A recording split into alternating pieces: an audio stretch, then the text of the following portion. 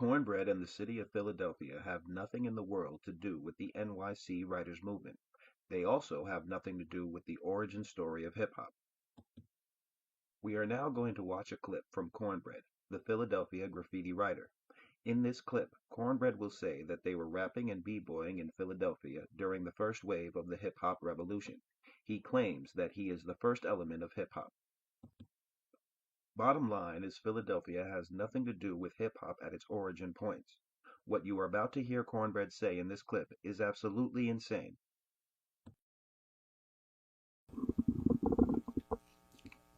In the 60s, Philly had his version of hip hop. Right. But we was never really recognized because the graffiti artist was ugly. When I started writing on walls, teenagers didn't catch on to what I was doing until I started appearing in the newspapers. And it was like, if he can make the newspapers by writing his name, I can do that. And I write better than him. And everybody got the same notion. And graffiti just started swelling up, man. Like a domino effect. It just all over the place, man. It's an interesting observation because, like, gang members did have cool lettering styles, but, like, it wasn't, you had to pick and choose. Like, it's not like graffiti now where, like, a lot of people are pretty good who choose to go and write. It was, like you said, it was kind of an uglier style. Right. And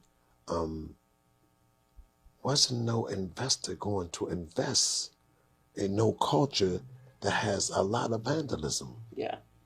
The artists was overlooked because the attention was on me. Right? At that same time, the city of Philadelphia underwent a unique experience unlike any other city in America. Anywhere from 100,000 to maybe 150,000 teenagers involved themselves in a social uprise. They adopted college fraternity names to identify themselves. This was a citywide movement. The whole city was involved. The gangs was eradicated. The gangs became part of us. Our annual convention was in Atlanta City at an event called Omega by the Sea because we adopted college fraternity names. Yeah. This is before the casinos was built. We consumed every hotel in Atlanta City. And every ballroom, every grand ballroom, there was a battle.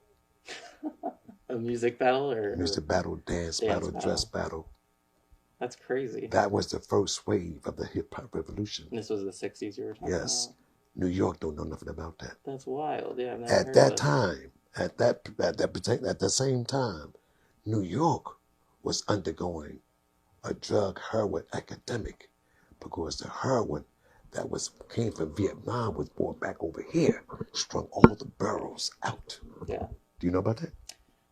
Not extensively enough to talk about it. I'm just trying to think of a good. You know about the American Gangster? The movies, Denzel, American Gangster. With Denzel Washington, yeah. That's a true story. Did you watch the movies? Yeah. That's a true story. Smuggling over people there. We used to leave Philly and go to New York and be amused. There's so many hundreds of drug addicts walking around like zombies, all strung out. When the heroin was a good grade of heroin and everybody's high strung like research monkeys. This is in Harlem at the time? Yes. Yeah, they were saying that the purity of the product then got a lot better than it was previously. I'm not about the product. I'm talking about what was happening in the street at that time. Right, yeah. Or what was happening in Philly at that time. The differentiation. Yes. Yeah. Yes. Particularly, yeah. And when that movement that Philly had about, and when I can rap. I got bust a rap for you right now. We was all rapping. It's a pillar of hip hop or an element of hip hop. We was all rapping. Say, yeah. We was stepping, b-boy, all that was happening right here in Philadelphia. Prior to New York. Yes. That's crazy. And when that movement migrated to New York put a title on it. Why do you think Philly? Hold up. New York put a title on it. Who do you think that title was? Say it again. That when that movement migrated to New York, New York put a title on that movement. What do you think the name of that movement was? Hip hop. Yes. Yeah. Why do you think New York kind of gets the credit for all that versus Because Philly? New York is the media capital of the world. Yeah. You have people in New York that had nothing but money. They're looking for anything to do with their money. They invested in the artists in New York. Or even Not us.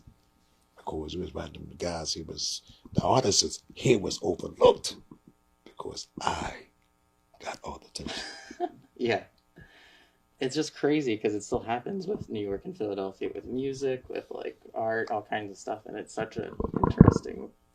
I've never quite understood why. But New York, I got mad love for New York. New York did it better. They was enamored. They was enlarged. They was media captured. They was marketed. People made investments. You know what I'm saying?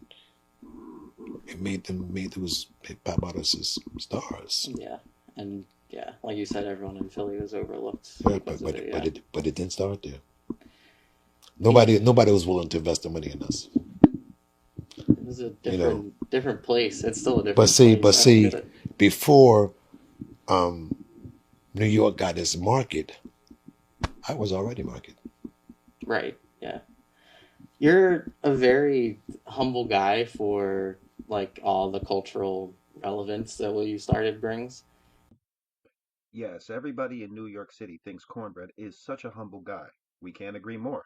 What would we ever do without Cornbread explaining to us where hip hop really came from?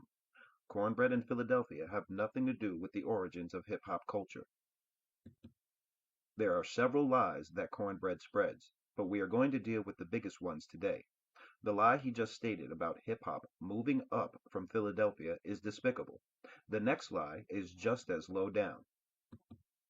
The next lie Cornbread tells steals from the legacy of Ronald Fair, an African American author and screenwriter. Let's now listen as Cornbread breaks down where the idea came from for the movie Cornbread, Earl, and Me. They wrote the article. I said, yes. Yes. So I wasn't so much want to write my name on walls anymore. I want to write my name on things that the media going to write about me because I love to read stuff in the newspapers, So I just sit back and think about what I'm going to write on next. And when Georgie Woods announced on the radio that the Jackson 5 was coming to town. Georgie Woods. I ain't heard that name since like the 90s. Georgie He had Woods, them, shows yeah. at Uptown. I used to go to Uptown and go to the shows and come up on stage. Remember he even had the chips. Remember back in the day he had the Georgie Woods chips? Yeah. And he had the whole brand. Yeah, that's like a Philly Woods, staple. Georgie Woods, Butterball, Carl Hems, all them guys, man. I was on the air all the time, man, all the time. I just knew how to tap into the media, and I stayed alive with the media all my life, man. Yeah. So I would write on things that I knew the media would write. I knew the media would print about, and Tom Fox. Tom Fox was a columnist in the daily newspapers, and his response said, "Tom, I'm going to write on this jet." He said, "Cornbread, don't call me and tell me what you're going to do. Call me and tell me after you do it." After you do it, yeah. Do it, right. So Georgie Woods announced on the radio that the Jackson 5 was coming into the Philly to do a battle game in the 5 stair steps. And if you wanted to autograph, come to the Philadelphia International Airport. It's like a publicity stunt, Well, it wasn't a whole lot of them taking no pictures and signing autographs. They have time for that. Get off the jet, the terminal. You go through the terminal, you get in your limousine, you're out of there. And then there's no whole time. So that was like Georgie Woods trying to get people to come to like Uptown. Yeah. And I knew I had to be among some numbers, be amongst those people, because I thought about going down there and bombing all the airplanes, but I knew that if I write my name on this jet, that would be the elite graffiti artists of the world. Because nobody can claim they wrote their name on the elephant and the jet too. So when the plane came and idled about 5 minutes, 7 minutes, 10 minutes, steps let down, Michael came to the top of the stairwell and threw a kiss everybody. And everybody went ballistic. It was total chaos, screaming out. Tito, Michael, Marlo, Jermaine, and Jackie came out the stairwell. going through the crowd. It was total ballistic, screaming and hollering, hooping. I zipped up the steps, hold onto the rail, and write my name on the side of the TWA 747 jet. TWA ain't even in existence anymore. That's how you can Am I tell. saying that That's right? You're yeah, right. yeah, Right. yeah. 747. That's back in the day. Exactly. And his final destination was California. And when it goes to California, plane gets in California, it makes the local news. Philly graffiti artist spray paint TWA jet. So Anyway, nobody saw it leave from Philly with the tag on I it or seen it, nothing. and I had a little. I seen it, and I stood. I said, yes, yes, yes, yes. And when it got to LA, it makes the local news. So Hollywood Hotshots read the article and decided to make me the next project. And it was months later, like, I met some representatives from a movie production company and made me a proposition to me about a movie about my life. Mm-hmm. Earl heard him talking to me, and Earl says to me, well, if y'all can make a movie about cornbread, I want to be in it. Yeah. He's like, well, who are you? My name is Earl. They call me Cool Earl. Well, Cool Cool Earl, Earl. Yep. we'll keep that in mind. So we came to signing contracts. My boy, a lawyer with me, man. I use common sense. I'm just letting paper come in and make propositions to me, and I don't have no legal guidance. So I bring a lawyer with me, and they Mm-hmm. tell me you got to let your lawyer go because we have a lawyer who handles all legal matters. I said, well, Mm-hmm. you can handle your Mm-hmm. legal matters. My lawyer represent me, and I'm gonna keep my lawyer. Mm-hmm. I didn't play ball with him. We going back and forth, but the lawyer got to go. I'm gonna keep my Wow. lawyer, man. I'm common sense is something to do. I'm gonna come on, keep my lawyer. So Mm-hmm. they decided we don't need him and left Philadelphia and went to Chicago, changed the plot, the location, Mm-hmm. the characters, and they named the That's movies. crazy.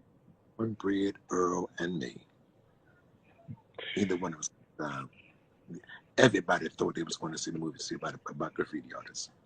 Everybody knew That's blind crazy man. because every time you tell me like that story and you run it back to me, I always think of like just like copyrights and everything of like how many people, especially the artists back in the day, have gotten screwed over in film and public art or having their work in movies and all that that didn't get paid, didn't get credit, or having their lives written about and literally just getting screwed over. Like that's crazy because that ended up being a big movie at the time, right? Yeah, yeah. And I get it. Not one red penny, man. Not one red penny. And in fact, that So was how one. did y'all? I was gonna say, Well, how did y'all I feel was when like it came out? I was like 15 years old, man. Mhm.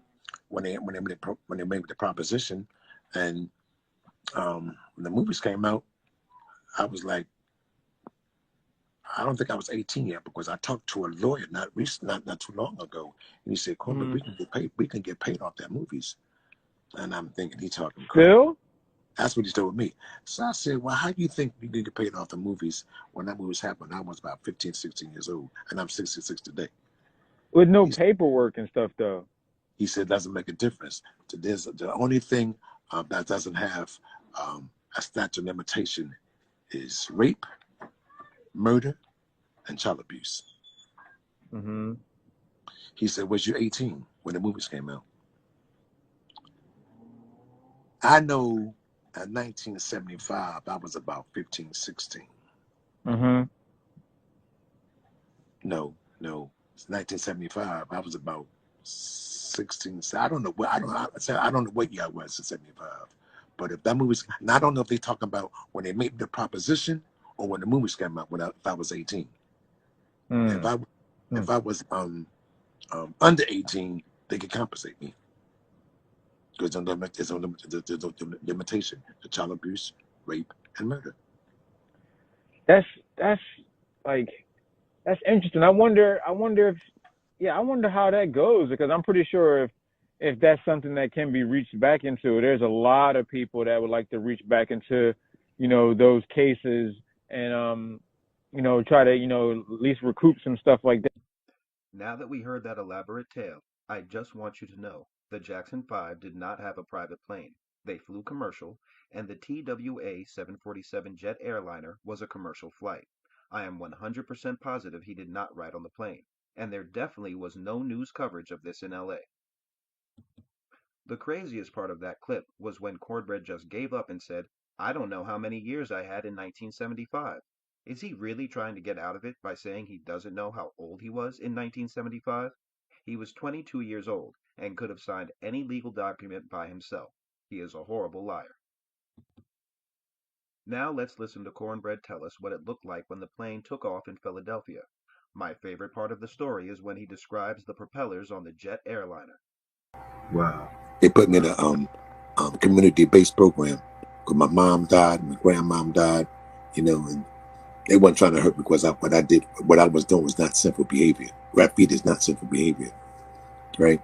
And when I came home, man, I was the new phenomena. I'm like, wasn't nothing else going on. Was no hip hop, was no graffiti going. If you check your record, you'll find there's no other hip hop artist that was before me. You check your record, you'll find there's no graffiti artist that was before me. Wow. I started all this shit, man.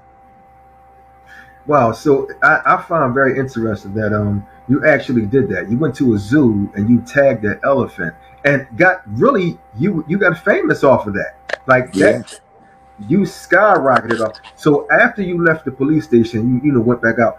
Did you like go harder out in the streets after that? Right after. Man, when they talked about me on the elephant, I know there was more. There's more where that came from. And my objective now is to pay in as much newspapers as I can get into. Georgie Woods, the radio DJ, announced on the radio that the Jackson 5 was coming to Philly to do a show to battle the 5 stair steps. And then Okay. anybody who's interested in getting an autograph should come to the airport. As a publicity stunt, you take pictures, sign autographs, and, take pictures with them. I went down there, must have been 70, 80 people down there. And my whole thing is, I want to write my name on this jet. The You thing you was, huh? yeah. I'm gonna wait till you sit down because you like real close on the screen. I want the world to see what's going ahead of this story, man. Like this is deep. Yeah. Wow. So So, you actually getting on a jet? yeah, Wow. the same jet that brought Michael Jackson, the Jackson 5 of Philly. It's kind of dark now. You real Yeah, dark. I'm gonna come to some light. I'm gonna come to this down. So you didn't hear about that? No, I heard, but I don't know, little bits and pieces. I think they said it was somebody else that did that, but since you telling me, I know it was you. I know you probably did that. I'm the only Wow. person that did that. That can never be duplicated. Yeah. So Right. yeah. See, um, I didn't go down there to see the Jackson 5. I went down and wrote my name on that jet. When I wrote my name on the jet, I came down the stairwell. I went into the airport, into the terminal. Mhm. They had got the limousine, they pulled off. I go to that terminal. I get myself a seat. I'm not going nowhere. I want to see this plane take off with my name on it. I sat there damn an hour and a half. Wow. Finally, the plane got active. The propellers are going to start going around. The plane backed out. It went this way. It went that way. And the faster it went, it eventually became airborne. I seen this plane take off with my name on it. You did it real fast, cornbread. I had to do it real fast. That's right. That's And right. that cannot be duplicated. That can never be duplicated. All I ever wanted to do was read about myself in the newspapers. In a thesis he submitted to Drexel University, Tyson John Mittman said, Cornbread is a master of his own mythology, and that people are willing to believe a story if it is compelling enough. He also states the story about the plane is likely not true, and I agree. Now let's read some of the thesis Tyson John Mittman wrote. Rebels, Artists, and the Reimagined City, an ethnographic examination of graffiti culture in Philadelphia. A thesis submitted to the faculty of Drexel University. By Tyson John Mittman, in partial fulfillment of the requirements for the degree of Doctor of Philosophy, August 2015. It took a few months for him to get sentenced, though, which gave him just enough time to undertake his next most storied exploit. This one occurs in May of 1971 and is an exercise in how legend becomes fact. It is about how Cornbread tagged the Jackson 5's airplane. Cornbread swears it's a true story. Cool Klepto Kid says it never happened, but says he said it was true when he was young and the rumor was circulating. Moran, 2010. The Today magazine article just says that Cornbread claims to have tagged a TWA 747, never claiming it to be the Jackson 5s. Nonetheless, in Katie Hagel's No Rooftop Was Safe 2001 story on Cornbread's graffiti career, the alleged event gets reported as fact, as it does in a 2008 article in the Reading Eagle, Negley, 2008, and in an article entitled When Cornbread Was King, Laddie, 2000. Whether or not it is true, and it likely is not, it shows that Cornbread is a master of his own mythology, and that people are willing to believe a story if it is compelling enough. The story goes like this. Cornbread hears on the radio that the Jackson 5 are coming to Philadelphia to play a show, so he and many other people go down to the airport to meet them when they arrive. This being a different era, the throngs of fans were allowed to meet the TWA 747 on the tarmac as the Jackson 5 exited it. In the excitement, as the Jackson 5 were navigating the crowd, Cornbread ran up the steps and tagged the side of the airplane. He then walked down the steps, through the excited mass, and into the airport to watch the plane and his name take off into the sky.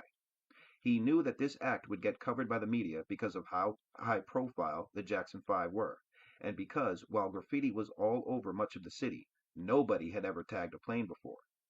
Cornbread, a local celebrity, claims he caught national attention for this, though no other than his own telling of the story could be unearthed. And this time, when someone came looking for him, it wasn't the police. It was Hollywood filmmakers who came knocking. They wanted to make a movie about urban graffiti writers and wanted to base their main character on Cornbread. But the deal went south when Cornbread got a lawyer and fees to license his story could not be agreed upon. A movie using Cornbread's name eventually got made, though. It was called Cornbread, Earl, and Me, but it was about urban youth in Chicago playing basketball. To this day, Cornbread feels as though he was robbed of his story and cheated out of money by this. The one thing Tyson John Mittman leaves out is the fact that the movie Cornbread, Earl, and Me is based on a novel written by Ronald Fair. Let's read from that novel now.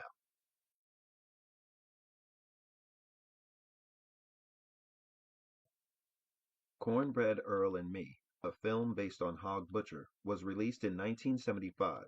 The reception of the film was very positive, mainly because black people were starving for representation in the cinema. It starred Lawrence Fishburne as Wilford and Rosalind Cash as his mother. It showcased the work of young black actors who would become major stars, such as Bernie Casey. The screenwriter had never written a script before, and has not written one in the 40 years since. White screenwriters dominated movies about African Americans then and still do.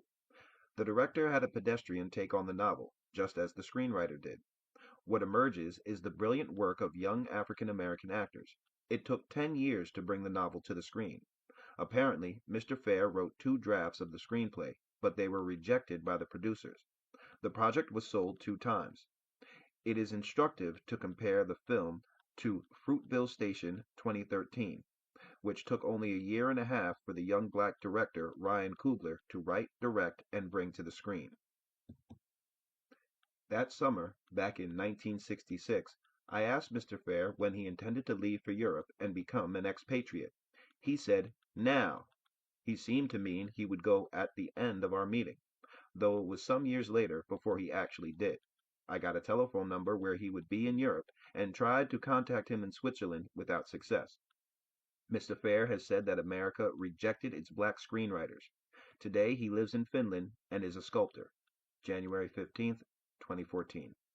The characters, Cornbread and Earl, are the intellectual property of Ronald Fair.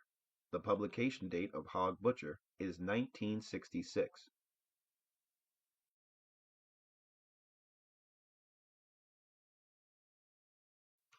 Cornbread stated that he arrived at Strawberry Mansion High School a week late in September 1967. He also states that he did not spend a full 24 months in the Youth Detention Center. So that would mean he had to enter the YDC in at least November of 1965. This is based on his words. Since Hog Butcher has a publication date of January 1st, 1966, the characters in the novel were created before Cornbread got his nickname in the YDC. It is also years before he will meet Cool Earl. His story makes no sense. Now let's read from the novel Hog Butcher by Ronald Fair. We will meet the character Earl right away in the first chapter, and we will also meet the character Cornbread in the first chapter. You see that shot? Man, you see that shot? Earl said, throwing both hands into the air and then hunching his back as the handful of pebbles he had forgotten showered down on him. Wilford slapped his thigh nervously.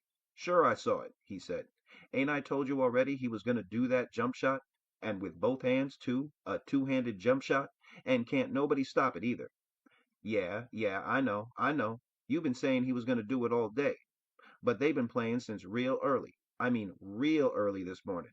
And that's the first time he'd done it yet. So you ain't so right after all. Wilford frowned. Earl, why you always gotta win? I said he was going to do it, and he did. That makes me right. Don't make no difference how long it takes him to do it, just that he does.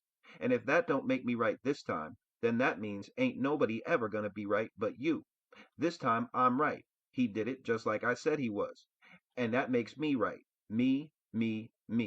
Well, Earl scooped up another handful of pebbles and piled them between him and his playmate. He leaned back heavily, for a 10-year-old, against the cyclone fence that extended around the playground. He turned away from the basketball game, studying the structure his hand was molding.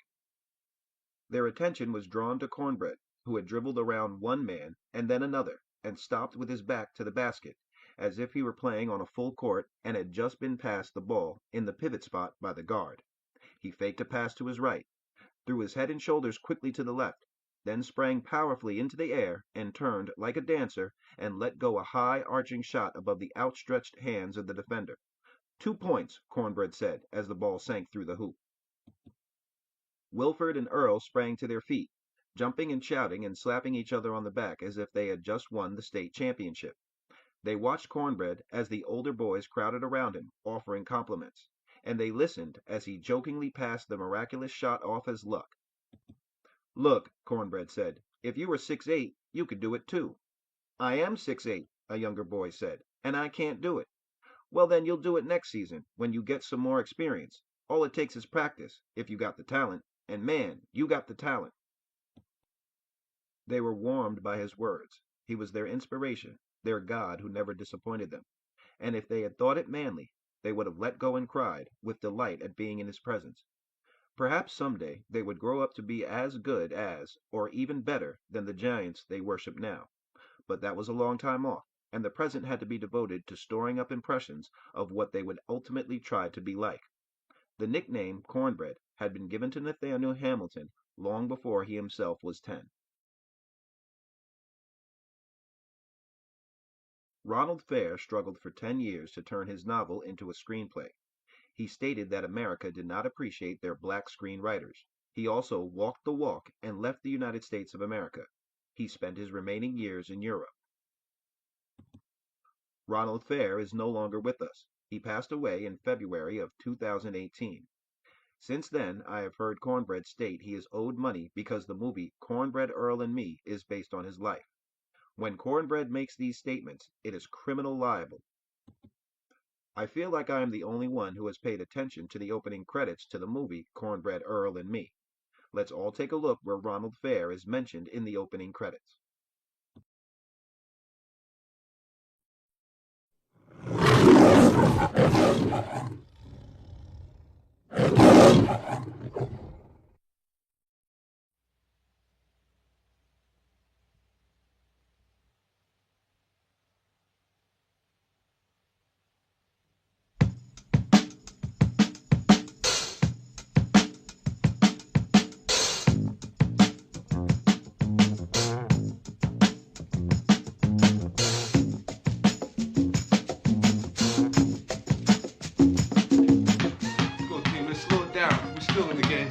Slow the tempo down. Nothing but good shots. Let's go! Fake right, left, jump, yeah. Cut, man, cut. Layup, good. How about the makes, Leona? In a minute. You're the one who likes them well done. Stop the baseline. Hands up. Any more coffee? Go up with the rebound. I just filled your cup, Sam. Didn't even notice. Shot, all Busy right. reading the paper. Right, 101. Go! Something about Nathaniel? No, honey, not today. Anyway, the sports page ain't even on my mind. Oh, why, Sam, I didn't even know you read anything but the sports page. Pass it out, pass it out. Hustle, pass it back. Hook. Put down the bad news, Sam. Here come the eggs. Yeah, drop it right here on the front page, Leona, because it's scrambled too. Cut right. Have a seat, drink some coffee with me. Yeah. Hands, defense, defense.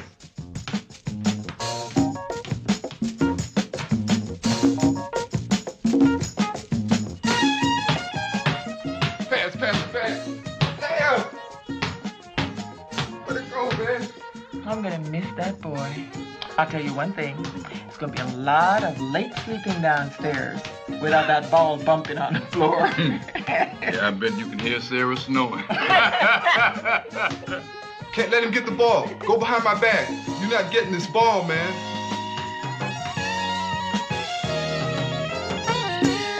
Pass it out. Pass it out. Sometimes I worry about you, Sam, on those high buildings. Ain't nothing gonna happen to me. I gotta watch my man Cornbread. Back. Look. Come on, man. Bring over. Cut. Beautiful, man. You are beautiful.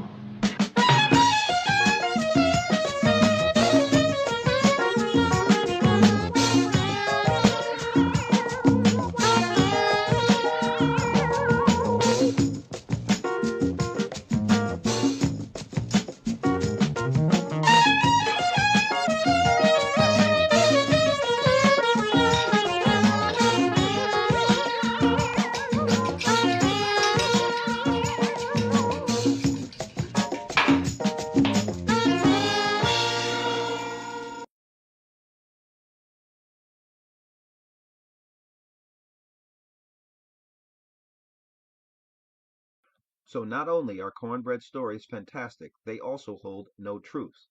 Both of these lies we covered today attempt to steal fame and recognition from others for things Cornbread did not do.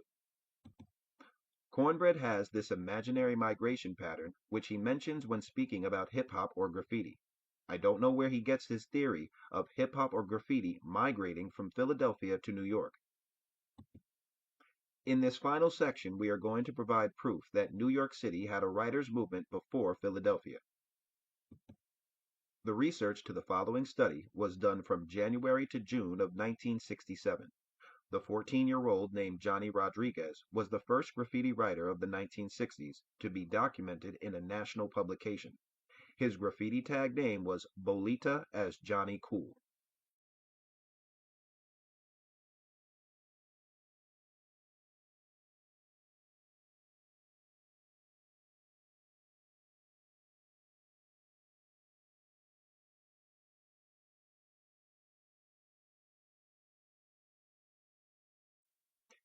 There were two structured name styles documented in Herbert Cole's graffiti study. The first we will talk about is the most famous in New York City. It is the name and street number style.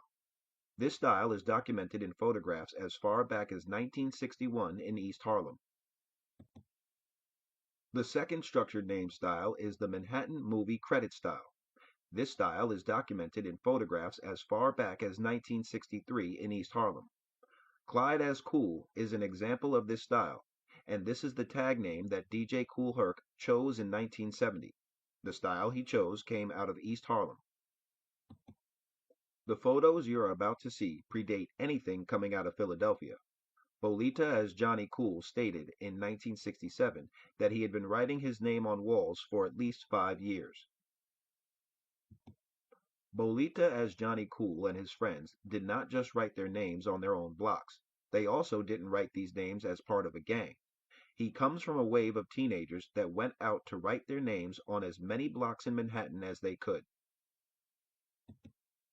It is important to note that there was no gang affiliation with the graffiti writing, and they did it for fame and posterity.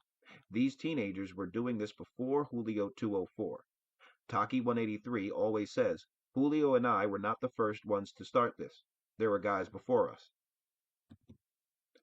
Now let's take a look at the photos that were just mentioned. These two photos use the name and street number style.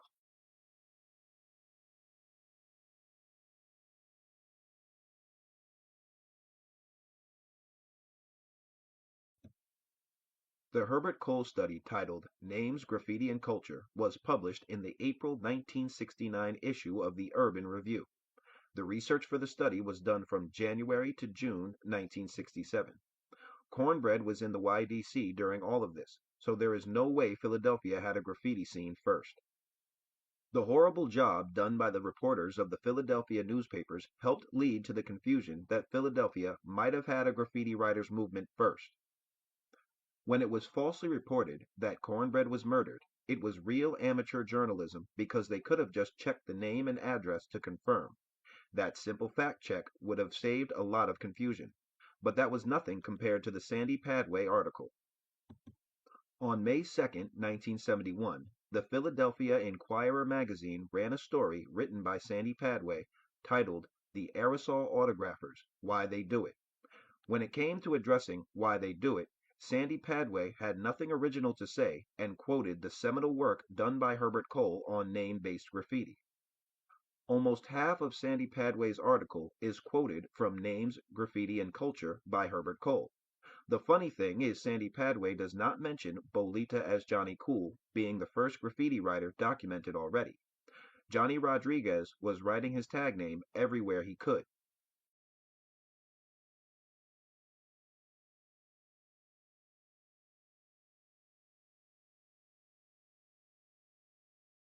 I remember reading this article when it first came out in the Inquirer, in the Sunday paper. They used to have this magazine. And when I saw this magazine, today's magazine, with the graffiti writers, Kuro, Chewy, and Bobby Cool, it blew me away because I never knew who they were. They were like mystery guys at that time. I would see their names on the wall, never knew who they were. And I remember reading this article over and over and over and over again.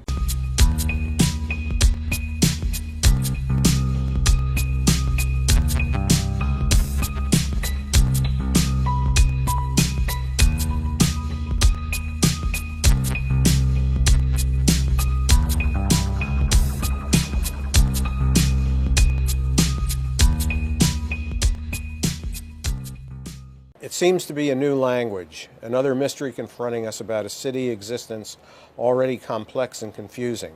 It challenges us, mocks us in a way, almost begs us in a sense to understand it. The names which leap at us from the walls are strange and outlandish. The scrawling is large, often very precise, the letters carrying a certain pride and boastfulness. The easiest thing is to simply dismiss it as the work of vandals and treat city graffiti the way one is taught to treat stolen goods, with suspicion and even contempt. If you were walking around the city, driving around the city, you couldn't help but see all of these names, and you can help but see these strange scrawls all over buildings, everything. And so basically I just had a reporter's curiosity and wanted to know more about it and to try to understand it and get to the bottom of it because it was so prevalent. Now, if Sandy Padway had reported more thoroughly or shared the Herbert Cole article with the young graffiti writers he was exposed to, they would have found out at that moment in 1971 that they were not the first and that New York City had a writers' movement before theirs. So again, if Sandy Padway had not just quoted Herbert Cole and addressed the fact that New York City had a writers' movement first, nobody in Philly would have been confused all these years. He quoted Herbert Cole, but never once mentioned that the info was coming from NYC teens writing graffiti. If Sandy Padway really wanted to get to the bottom of it or shed light on the topic, he would have shared with his readers what he learned about New York City teenagers from Herbert Cole. Again, he left out the fact that Herbert Cole's study had a research subject named Bolita as Johnny Cool.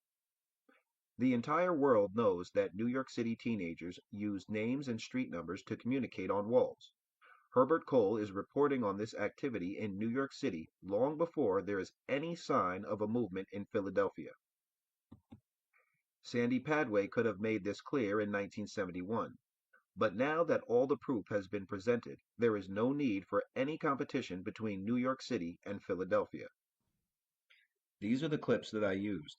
None of the editing alters the facts, and if you want to hear the interviews in full, I will list all the sources I used. Ronald Fair novel Hog Butcher. MGM Film 1975, Cornbread Earl and Me, opening credits. The Philadelphia Inquirer's Today magazine, Sunday, May 2nd, 1971, article title The Aerosol Autographers. Recess International YouTube channel video title The Goods, Ep 15, Cornbread, aka Daryl McCrae. Art Above Reality YouTube channel, video title Hashtag In the Studio, Cornbread, The Legend. A Vision Entertainment Media YouTube channel, video title Cornbread, The Legendary Graffiti Artist. Robert Moran YouTube channel, video title Sly Artistic City, Philly Graffiti History.